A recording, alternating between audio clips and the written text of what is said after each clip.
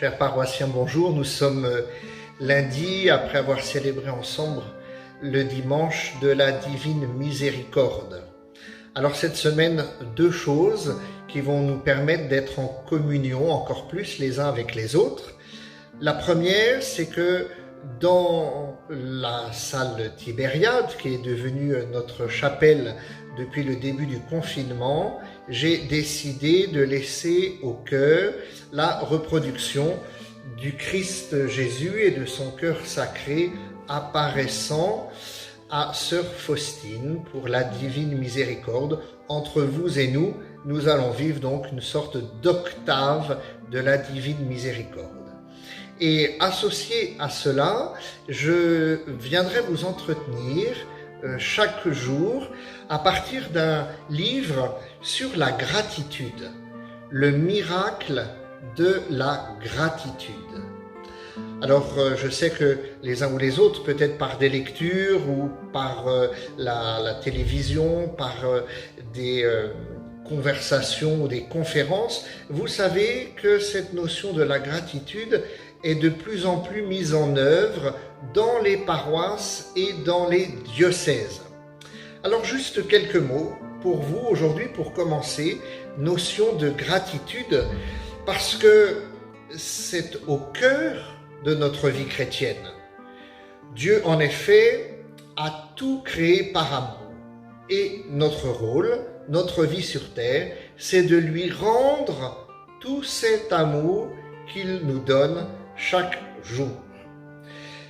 Alors je vous fais deux citations, je vous donne deux citations. La première d'un sage, Philon d'Alexandrie. L'œuvre la plus propre à Dieu, c'est de répandre ses bienfaits.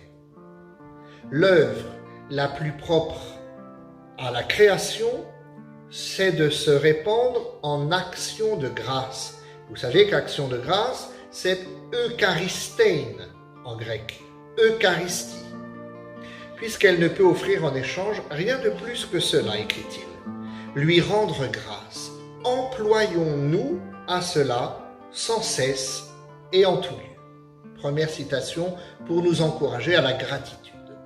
Deuxième citation, et là un petit clin d'œil à notre diacre Gilbert Racon qui aime beaucoup cette sainte, Sainte Élisabeth de la Trinité, écrit au chanoine Angle en 1905. Mon rêve, c'est d'être la louange de sa gloire. C'est dans saint Paul que j'ai lu cela, et mon époux m'a fait entendre que c'était là ma vocation. Dès l'exil, en attendant d'aller chanter le Sanctus éternel en la cité des saints. Alors concrètement, me direz-vous, comment faire? Eh bien, une seule chose aujourd'hui pour nous encourager. Ouvrez un carnet de gratitude. Alors peut-être que le confinement commence à durer, à être long. Si vous êtes seul ou bien en famille, les conversations peuvent commencer à tourner en rond. Alors je vous invite à ouvrir ce carnet de gratitude, à prendre un cahier, à pourquoi pas demander aux enfants de le décorer ou vous-même. Et puis, chaque jour, inscrivez 3 raisons d'être dans la gratitude. Alors peut-être qu'au début, cela vous paraîtra un peu artificiel comme façon de conduire votre réflexion autour de la gratitude. Faites cet effort. 3 gratitudes à inscrire. Rappelez-vous, ou vous l'apprenez par cette vidéo, qu'il y a 3 étapes de la gratitude. La première étape, c'est se souvenir, faire mémoire. Et c'est ce que nous faisons à l'Eucharistie chaque jour. Faire mémoire, c'est-à-dire se poser, réfléchir et se souvenir.